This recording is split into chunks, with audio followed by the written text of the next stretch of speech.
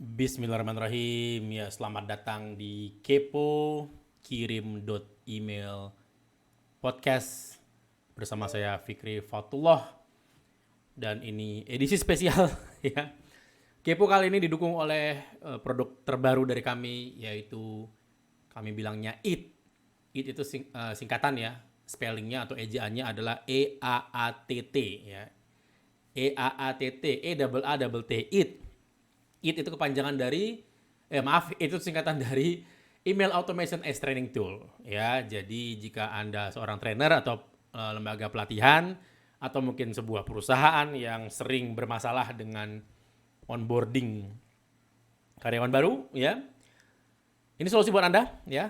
Silakan ke utas.to/EAATT. Saya ulangi utas.to/EAATT IT ya.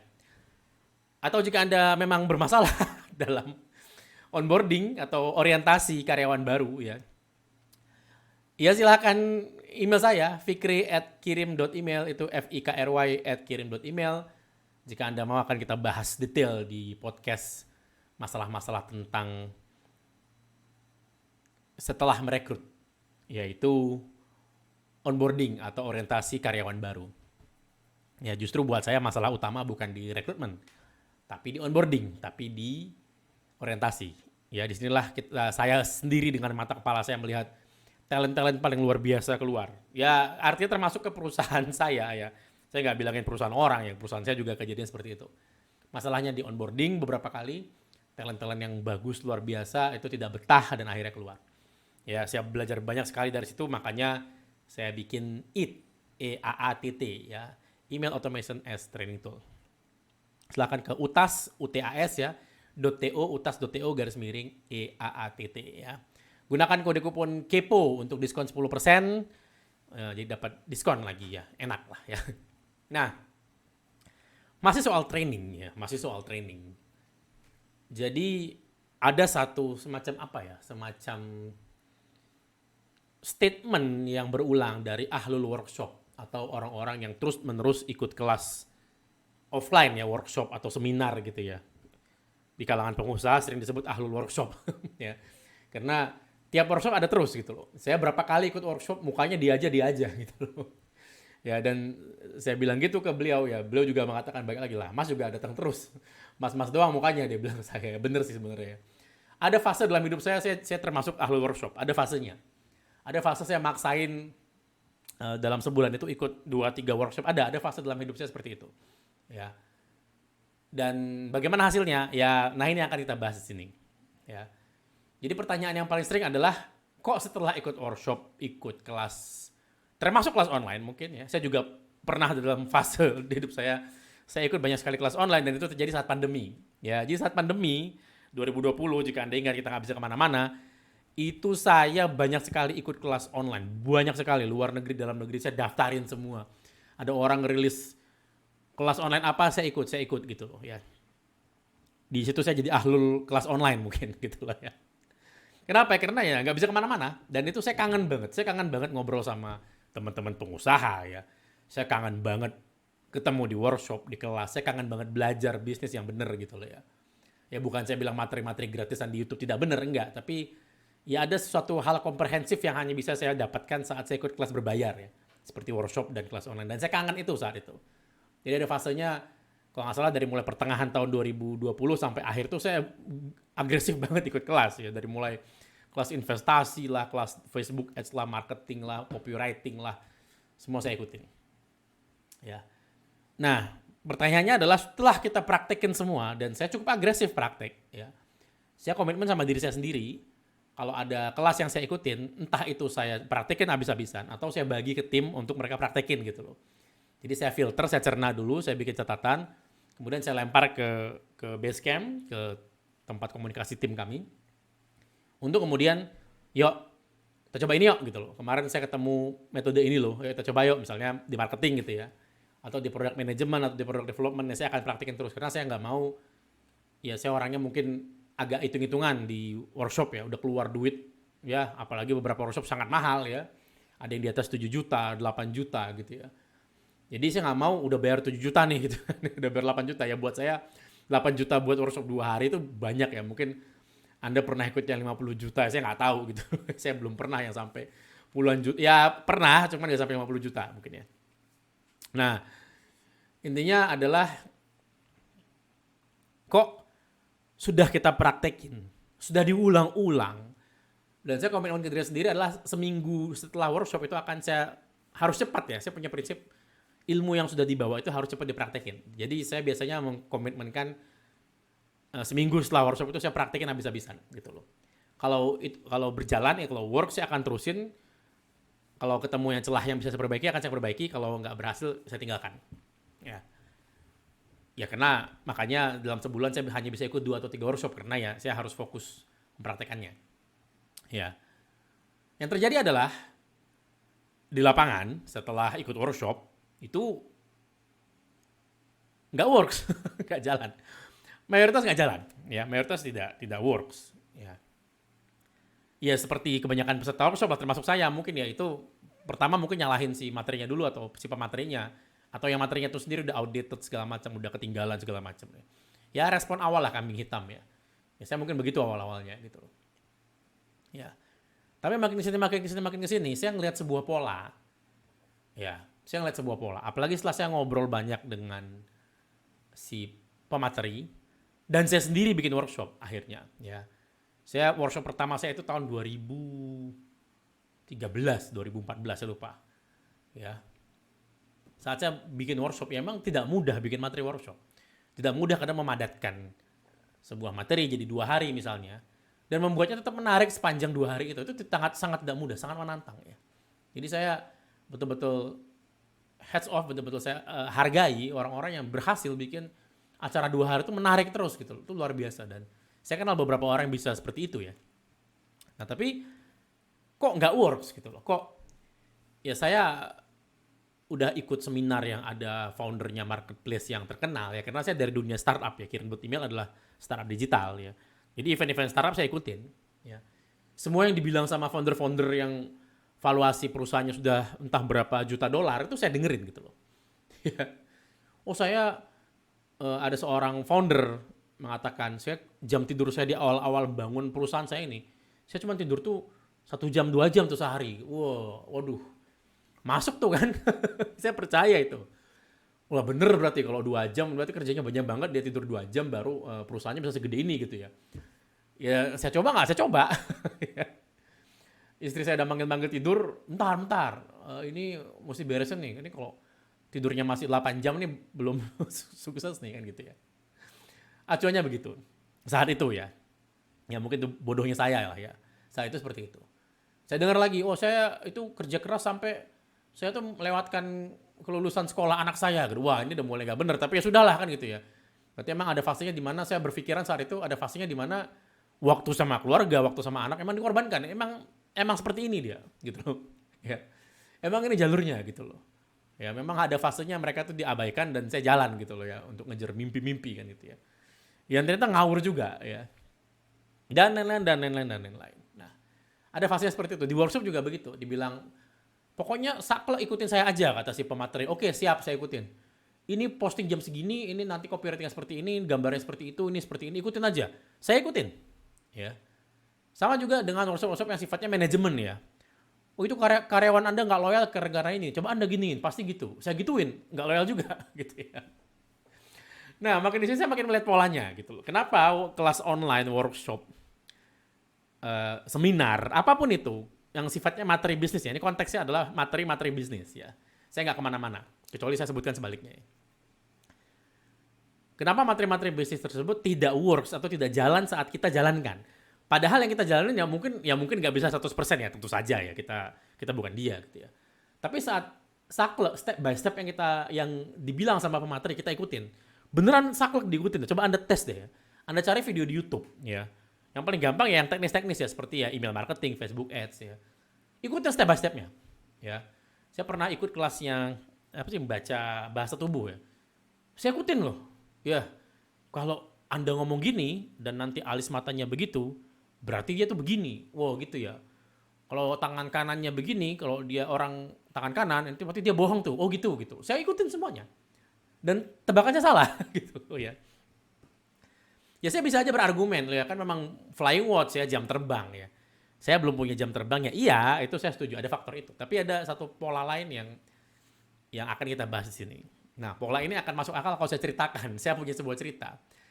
Yang kalau saya ceritakan, semua yang masalah kenapa kelas online, workshop online ini akan jadi masuk akal dan kita punya solusinya gitu. Jadi saya bawa model dari Perang Dunia II ya.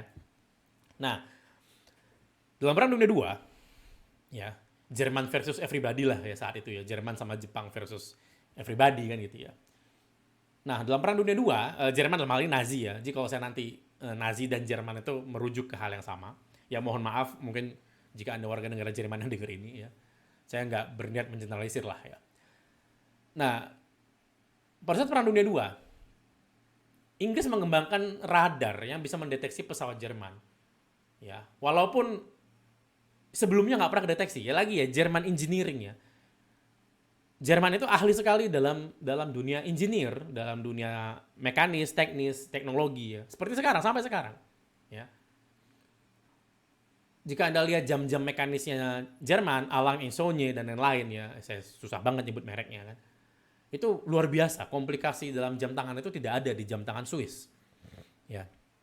Ya walaupun pada akhirnya dia buatan Swiss ya. Tapi itu pertama kali ditemukan di Jerman metodenya. Ya. Sama seperti perang, kendaraan-kendaraan Jerman, tanknya Jerman itu terkenal sangat agresif ya. Jika Anda pernah nonton film-film perang Dunia II, ya Anda akan paham betapa superiornya tank Jerman ya. Begitu juga dengan pesawatnya. Jadi pesawat Jerman itu bisa terbang lebih tinggi daripada kebanyakan radar yang ada saat itu ya, saat Perang Dunia II. Jadi saat pesawat Jerman datang, itu radarnya nggak bisa mendeteksi. Ya. Tiba-tiba udah ada bom aja gitu ya. Nah itu Jerman engineering ya saat itu. Nah, akhirnya Inggris berhasil mendevelop atau mengembangkan radar yang bisa mendeteksi pesawat Jerman yang tadinya nggak kedeteksi ini. Entah ada teknologi apa ya, entah terbangnya mungkin lebih tinggi atau mungkin pesawatnya ya saat itu belum umum pesawat stealth ya atau pesawat siluman gitu ya. Tapi ya mungkin ini cikal bakalnya lah kali ya. Nah, yang namanya perang itu kan propaganda, banyak kan propaganda ya. Perang itu kan adalah tipu muslihat gitu ya, propaganda.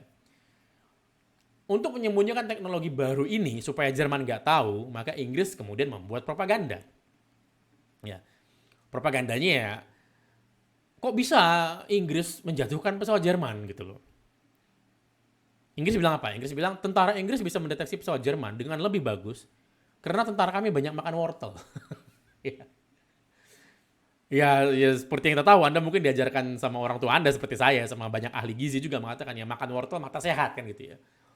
Jadi kalau ditanya, kok bisa Inggris nembak pesawat Jerman di tengah kegelapan malam itu tepat gitu loh. Oh kami makan wortel banyak-banyak mata kami sehat. Ya. Bener nggak? Itu bener. Itu informasi yang 100% bener secara saintifik sampai sekarang. Ahli gizi mengatakan Anda kalau makan wortel matanya sehat. Ya. Nah artinya apa? Ya karena ini bener banyak orang percaya kan gitu. Ya. Jadi termasuk pihak Jerman.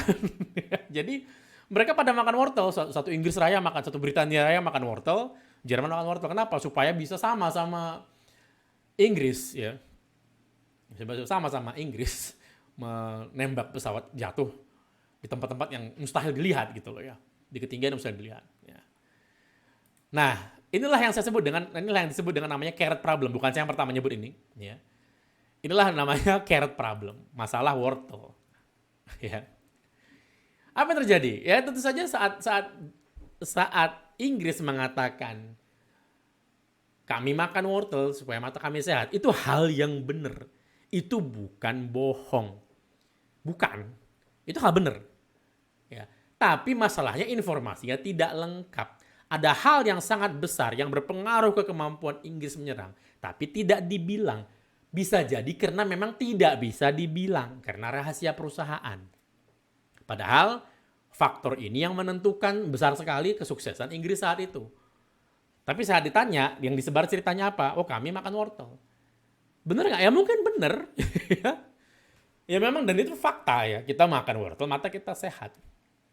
Ya jadi masalah yang terjadi kemudian adalah karena yang dikatakan ini benar dan dicek semua data, dicek semua penelitian ilmiah ini benar, kita jadi berhenti mencari karena sudah merasa mendapat jawaban yang benar. Seperti saya tadi, dengerin founder startup, dengerin founder marketplace. Oh, saya cuma tidur 2 jam di awal-awal bangun ini.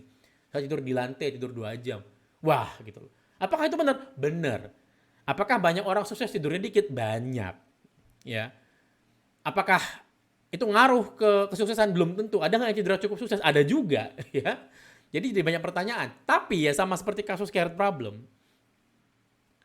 Karena saya ngerasa itu memang benar dan saya temukan banyak pola yang sama. Ya. Wah, banyak founder-founder nggak tidur nih. Bill Gates juga nggak tidur dulu kan gitu ya. Waktu saya masak tidurnya 8 jam nih. Nggak bener ini kan gitu. Ya. Ternyata banyak orang tidurnya 8 jam malah lebih. Sukses juga, kaya juga gitu kan. Kasarnya begitu ya gitu loh. Nah, jadi kira kita sudah mendapat jawaban yang benar, kita berhenti mencari. Kita jadinya bias. Kita jadi berusaha mencari benar nggak sih orang-orang sukses tidurnya dikit jadi benar. Nah, itulah carrot problem. Masalahnya begitu saya paham carrot problem, saya menemukan carrot problem ini di mana-mana jadi banyak. Ya, bener memang makan wortel bikin mata sehat, tapi informasinya tidak lengkap. Bukan si wortel ini yang membuat kontribusi atau sepenuhnya kontribusi sesuatu itu menjadi sehat ya. Mata sehat faktornya banyak, faktor genetik.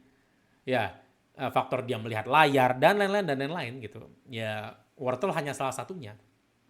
Ya, ini yang terjadi. Di saat kita saklek ngikutin materi-materi workshop dan kelas online dan seminar dan lain-lain ya, pembelajaran bisnis lagi konteksnya adalah yang kita lihat yaitu informasi wortel ini. Jadi kalau kita cek dashboardnya, ya benar yang dia bilang, dia melakukan yang diajarkan, benar. Ya kita cek ya benar, oh ya benar ya gitu. Ya, semua yang dibilang sama si founder startup tadi benar nggak? Benar, founder marketplace tadi. Oh saya nggak tidur, saya catat nggak tidur. Oh saya kolaborasi sama brand ambassador A, saya catat. Ya. Saya melakukan ini untuk growth, saya pakai ini, saya pakai itu, saya pakai ini, saya catat semuanya, tapi nggak jalan. Oke lah, ada yang bilang, lah kan mas memang faktor luck, nggak semuanya bisa jalan. Iya. Tapi begitu saya tahu apa yang terjadi, si founder ini mengalami carrot problem ke saya gitu loh. Ya, yang lagi seperti saya bilang, saya jadi menemukan carrot problem di mana-mana karena saya dengar cerita carrot problem kan gitu. Ya. Nah, ternyata ya mungkin Anda juga pernah dengar founder startup ini dekat sama pemerintah. Jadi banyak dapat proyek pemerintah, banyak dapat akses dari pemerintah dan lain-lain. Ini sesuatu yang mungkin nggak bisa dia ceritakan. Ya karena politik lah, karena hal lain lah, karena masalah rahasia perusahaan, atau karena emang nggak perlu diceritakan. Saya nggak tahu alasannya. Ya ternyata itu menentukan banyak sekali faktor kesuksesan dari perusahaan tersebut gitu loh. Dan ini banyak terjadi. Ya. Mungkin Anda pernah dengar ya cerita soal oh ya saya ini kaya karena saya kerja keras. Dilihat orang tuanya ternyata ya dia punya orang tua yang sangat kaya dan orang tua yang kaya ini membantu si anak itu jadi cepat kaya gitu loh. Ya orang-orang bilangnya privilege ya. Itu nama lain buat saya carrot problem saat dia ngomong tapi dia nggak bilang privilege itu gitu loh. Ya. Saya kerja keras bener nggak? Bener. Oh saya juga mulai dari bawah. Bener. Bener sekali. Ya. Tapi dari bawahnya orang yang punya orang tua yang apa ya dekat sama anaknya atau sudah kaya, sudah mengalami banyak proses jatuh bangun, itu akan beda sama mulai dari bawahnya, ya mungkin saya gitu loh, atau mungkin kita yang nggak punya background keluarga yang pengusaha mungkin gitu loh. Ya, ya orang tua saya pengusaha, tapi bukan pengusaha seperti yang sekarang ya, pengusaha yang sangat apa ya, tradisional gitu loh ya. Ya, fisik, toko fisik gitu loh. Ya, percetakan usaha orang tua saya dulu ya. Jadi, ya gitu saya berusaha hampir nggak ada yang bisa saya bawa kasarnya begitu secara teknis paling nggak gitu ya. Nah beda dengan tadi ya mulai dari nolnya ada seorang founder dari sebuah startup medis ya. Oh saya mulai dari bawah, saya mulai dari sales. Iya dia mulai dari sales, tapi paling nggak dia sudah tahu persis dia mau datang ke rumah sakit yang mana untuk jual obat gitu loh. Sesuatu yang saya nggak punya informasinya. Kenapa ya? Ya keluarga saya bukan orang tua saya bukan dokter, bukan perusahaan farmasi, enggak. Saya nggak tahu kalau saya mulai startup medis dari nol, ya saya benar-benar nol gitu loh, benar-benar harus belajar sekarang.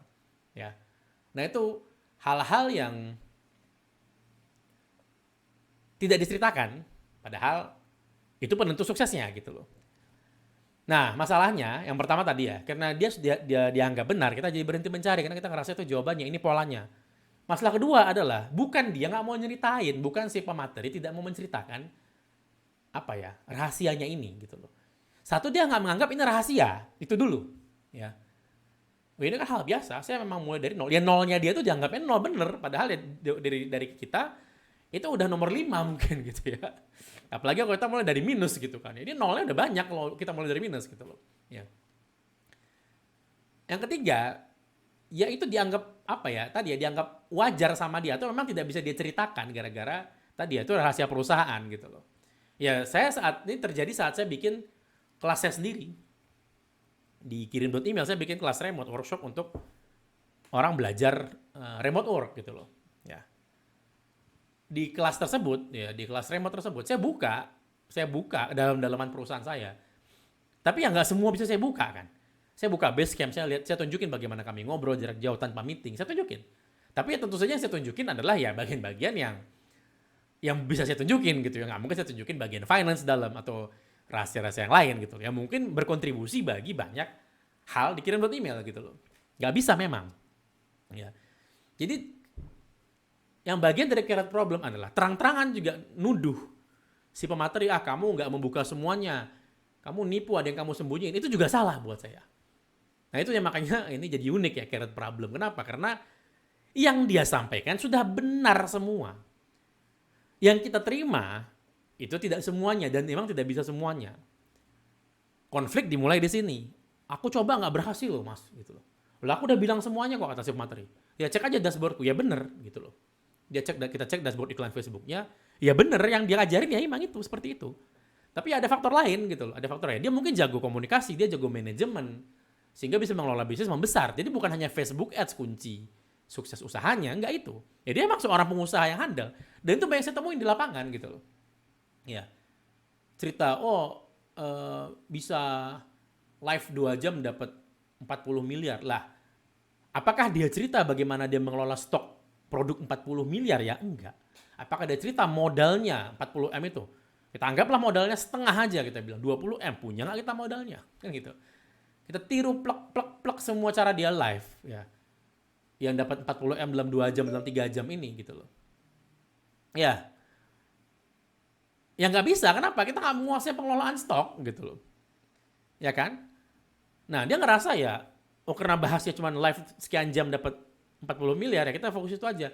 Padahal ya dia punya ilmu pengelolaan stok yang sangat luar biasa. Timnya bagus, timnya jago. Orangnya jago komunikasi, jago ngomong. Tidak dibahas kan gitu ya.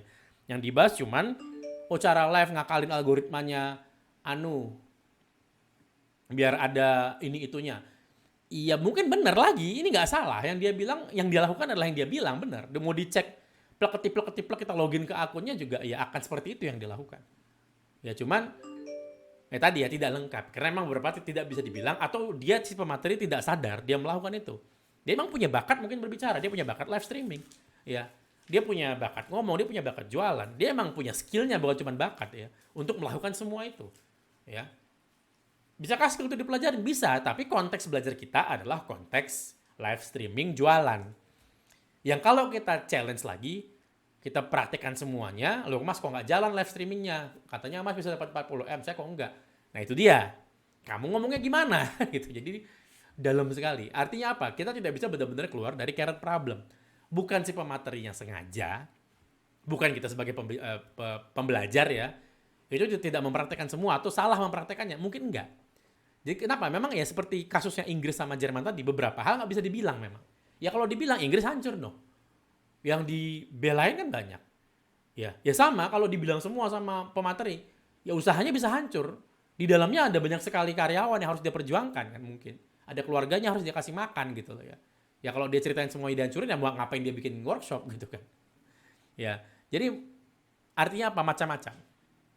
Nah, bagaimana solusinya? Gitu loh. Ya. Kita bahas dari dua sisi. Sisi penerima materi, ya kita sebagai yang ikut workshop, yang ikut kelas, dan kita sebagai pembuat materi. Ya, kita bagi dua. Dari sisi penerima materi, kalau boleh dibilang ya, paling jalan pintas adalah kita menjadi insider orang dalam. Dengan kita menjadi orang dalam atau kita kenal sama orang dalam, disitulah kebuka semua yang kita nggak tahu gitu loh. Ya, pernah ada kasus, ini si orang ini live sekian jam dapat 2 miliar. Ternyata insidernya keluar, ya orang dalamnya keluar karena dipecat mungkin ya, terus buka rahasia, itu kan bisa miliar-miliaran karena fake order, nanti dibalikin. Nah, informasi yang tidak akan disebar sama pemilik brand atau yang live gitu loh. Oke, itu konotasinya terlalu negatif ya. Yang lain juga begitu. Saya pernah ngobrol-ngobrol ngopi lah ya sama mantan karyawan dari sebuah perusahaan besar yang sekarang udah jadi pengusaha. Kok bisa ya perusahaan A itu begini? Saya kan 5 tahun di situ mas, ceritanya beliau. Tanggap namanya Budi. Ya, saya 5 tahun di situ mas, kata si Budi. Itu gede gara-gara ya si foundernya itu sekolahnya satu SMA sama ini, terus kuliahnya satu kelas sama itu. Jadi ya gitu dia buka usaha, gitu dia mulai perusahaan, ya langsung gede orang ordernya dari perusahaan A sama B tadi yang gede-gede. Nah, nggak mungkin diceritain. Ya lagi, si yang punya perusahaan yang diceritain sama si Budi tadi, mungkin ngerasa itu bagian dari usaha dia. Ini kan walaupun itu teman-temanku, itu kan kerja kerasku gitu loh. Aku kan untuk bisa nutupin order mereka juga kerja keras. Bener, akhirnya dua-duanya bener. Jadi carrot problem ya. Nah, semakin detail materi yang dibawakan atau kasus yang dibawakan, misalnya Anda belajar sangat detail tadi ya, misalnya materi itu detail banget kayak TikTok Ads ya, atau live streaming jualan gitu ya, atau Facebook Ads gitu lah ya, atau email marketing termasuk ya. Semakin detail materinya, maka akan semakin rawan dia terkena carrot problem. Ya kenapa? Karena yang dibahas makin mengerucut.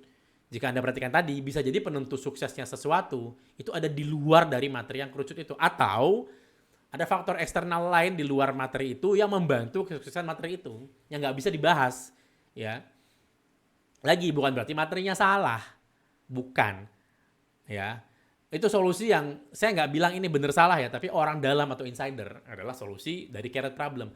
Makanya saya sering bilang, saya pernah bilang di beberapa kali podcast ini ya, ini bukan berarti menyusup ya. Saya nggak meminta Anda untuk menyusupkan orang atau tim ke dalam perusahaan saingan. Nggak gitu, bukan itu maksudnya. Silakan kalau Anda mau merespon begitu ya, ada konsekuensinya. Tapi saya nggak bilang begitu di sini. Yang saya maksud adalah begini. Di workshop atau di kelas atau di seminar, percakapan di belakang panggung lebih penting daripada percakapan di atas panggung. Seringnya begitu. Ya. Makanya saya sering nempelin pematerinya itu saat di belakang panggung. Dan kalau Anda perhatikan, si pemateri sering ditempelin orang di belakang panggung juga gitu loh. Ya toh? Jadi ya, kenapa? Di situ keluar semua solusi-solusi dari carrot problem. Itu keluar hal-hal yang nggak bisa diceritakan di panggung mungkin gitu loh. Ya. Jadi ada informasi yang tadi yang nggak ada dapetin di materi di panggung, di propaganda ya tadi itu, ya. Bisa Anda dapetin di belakang panggung. Makanya saya bilang kalau Anda ikut workshop, saat masuk jam istirahat, makan siang, jangan langsung ngajar ke meja makan. Terakhir aja makan. Ya. Cari cara duduk di dekat pemateri, jika emang itu penting buat Anda. Ya. Kadang Anda nggak usah nanya, Anda dengerin aja dia ngomong sama orang gitu loh. Kan biasa sih pemateri itu dikerubutin sama orang ya. Ya ini pematerinya saya anggap asumsinya pematerinya emang bagus dan mudah diakses saat break, saat istirahat. Ya. Ya dia ngomong apa, orang nanya dia jawabin apa, dengerin, catat gitu loh. Jadi itu sering banget keluar-keluar yang nggak bisa disebutin di panggung. Ya. Itu caranya menjadi semi insider lah ya, semi orang dalam. Ya. Jadi sebagai pemateri, sebagai penerima materi, ya, itu bisa dilakukan. Ya. Sebagai orang dalam. Ya, jadi semi orang dalam dengan cara masuk ke belakang, masuk ke pemateri saat dia nggak di panggung ya, di belakang panggung. Yang kedua adalah saya pakai peribahasa Rusia, trust but verify, percaya tapi verifikasi, ya. Bukan berarti yang dia bilang itu salah lagi, enggak. Masalah carrot problem adalah yang dia bilang benar, justru itu yang membuat dia jadi carrot problem. Kalau yang dia bilang salah, namanya penipuan kan gitu ya. Itu yang nggak akan kita bahas podcast ini, nggak menarik dibahas. Penipuan ya tinggal dikasuskan kan gitu ya. Ini masalah yang dia bilang benar, nggak bisa kita kasuskan. Emang benar yang dia bilang, tapi tidak lengkap. Kenapa? Bagian dari agreement-nya emang dia nggak ada harus menceritakan itu gitu. Ya. Nah, makanya trust but verify. Ini kasus yang terjadi sama saya saat saya menerima ujangan dari tadi founder si marketplace. Benar yang dia bilang benar, tapi saya verifikasi. Ini siapa orangnya? Background-nya siapa? Dia kuliah di mana? Dia besar di mana? Ya, saya verifikasi. Oke, ketemu celahnya walaupun nggak lengkap. Ternyata dia tadi dekat sama pemerintah. Ternyata teman kuliahnya dulu kerja di venture capital di US, bla bla bla bla bla. Saya ketemu titik-titiknya jadinya. Yang nggak dibahas di seminar tersebut, gitu loh. Ya, Jadi ya saya mau nggak tidur 3 hari pun dibanding dia tidur cuma 2 jam, ya kemungkinan akses-aksesnya nggak akan kebuka juga gitu kan. Dengan cara yang sama seperti si materi kan gitu ya. Jadi trust but verify. Jadi manfaatkan sisi skeptis kita. Ya, skeptis itu Allah titipkan sikap skeptis ya dan sarkas di kita. Itu ada manfaatnya, sarkasme ya. Itu ada manfaatnya. Manfaatnya adalah saat kita menerima materi-materi seperti ini, kita menerima seminar dibilang, "Oh ya kerja kelas itu kuncinya sukses gini gini gini gini." Ya kita skeptis, "Ah, masa sih, Pak?" gitu loh. Ya kalau kerja keras sukses, Pak, itu kok yang di buruh-buruh yang kerjanya keras tuh kok nggak kaya-kaya, Pak, gitu. Misalnya gitu contohnya. Nah, itu kan skeptis yang bermanfaat ya. Ya toh? Ya saya nggak ngomong bener salah sih ya, tapi ya itu kan skeptis yang bermanfaat. Jadi secara prinsip ya trust but verify. Jadi itu solusinya sebagai kita penerima materi. Ya praktekin dulu, itu nomor satu sih ya. Praktekin dulu. Yang kedua, ya tadi ya, jadilah semi insider paling nggak. Jadilah gaul lah dengan si pemateri ini yang benar. Ya, banyakin ngobrol di belakang panggung. Dan kalau bisa ngopi-ngopi setelah dia manggung gitu. Jadi pasca seminar, pasca kelas online, ya monggo ngopi-ngopi sama dia. Atau kalau ada grup WhatsApp, grup Telegram, ya banyakin ngobrol aktif. Itu caranya lebih bagus daripada di workshop buat saya. Ya. Yang ketiga adalah ya tadi trust but verify. Kita percaya yang dia bilang, karena memang itu benar, ya, seringnya itu benar, tapi verifikasi. Ini orang siapa? Dulu katanya dia jatuh bangun, ya jatuhnya bagaimana? Apakah sama kayak kita gitu loh, ya. Kalau enggak celahnya di mana? Kita cari pola di situ. Ya. Yang keempat tadi ya manfaatkan sisi skeptis kita. Ya, ini sebenarnya bagian dari trust but verify ya, tapi ya sudah saya pisahkan. Artinya saat orang ngomong ya coba jangan semuanya diiyakan. Ada sisi skeptis kita jangan dihilangkan. Ya. Apalagi kalau terlalu too good to be true lah gitu ya. Itu biasa sisi skeptis kita akan nyala. Oke. Nah, dari sisi pemberi materi bagaimana?